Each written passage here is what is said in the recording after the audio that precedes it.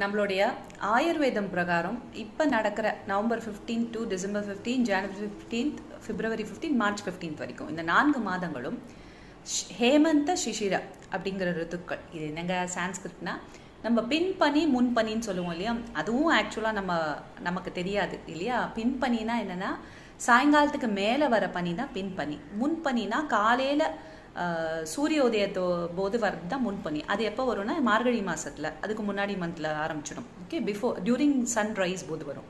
பின்பனிங்கிறது evening வரும். அது எப்படின்னா மார்கழிக்கு அப்புறம் பிப்ரவரி 15, மார்ச் 15 வரைக்கும் அந்த பின்பனி, அதாவது சிவராத்திரியோட முடியும். இப்போ இதுதான் ஹேமந்தம் சிசிரம்னு ஆயுர்வேதத்தில் சொல்லுவோம். சித்த மருத்துவத்தில் பின்பனி முன்பனின்னு தமிழில் சொல்லுவோம். இந்த சீசனில் என்னெல்லாம் சாப்பிடலாம் அப்படின்னு நம்ம தெரிஞ்சுக்க போகிறோம் இந்த வீடியோ அண்ட் அடுத்த 2-3 வீடியோஸில். இந்த பனிக்காலத்தில் என்ன ஆகுது, நம்ம நடந்து போனால் அப்படியே குளிருதுன்னா என்ன பண்ணுவோம், கை காலில் நம்ம அப்படியே சுருக்கிப்போம் இல்லையா. அது ஒரு நேச்சுரல் ரெஸ்பான்ஸ், ஒரு ரிஃப்ளெக்ஸ் மாதிரி.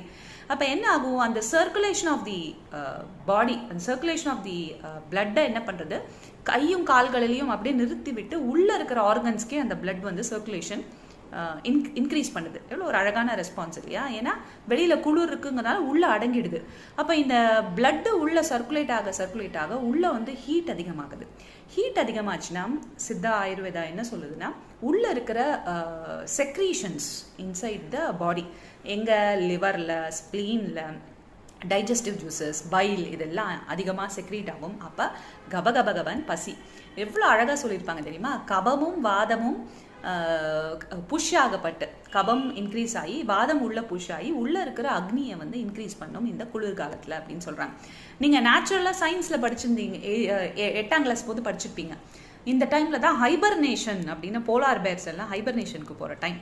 இந்த டைமில் என்ன பண்ணும் ஹைபர்னேஷன் போது அனிமல்ஸ், நீங்கள் என்ஜிசி டிஸ்கவரியில் பார்த்துருப்பீங்க, நல்லா சாப்பிடும், ஃபிஷ் எல்லாம் சாப்பிடும். அது ஆயுர்வேதமும் வெஜிடேரியன்ஸ் நான் வெஜிடேரியன்ஸ் 2 பேரையும் இன்க்ளூட் பண்ணுற ஒரு சயின்ஸ் தான். ஸோ வெஜிடேரியன்ஸையும் நான் வெஜிடேரியன்ஸையும் நல்லா சாப்பிட, அறுசுவை உணவை சூப்பராக சாப்பிட வேண்டிய டைம் தான் இந்த நவம்பர், டிசம்பர், ஜனவரி, பிப்ரவரி.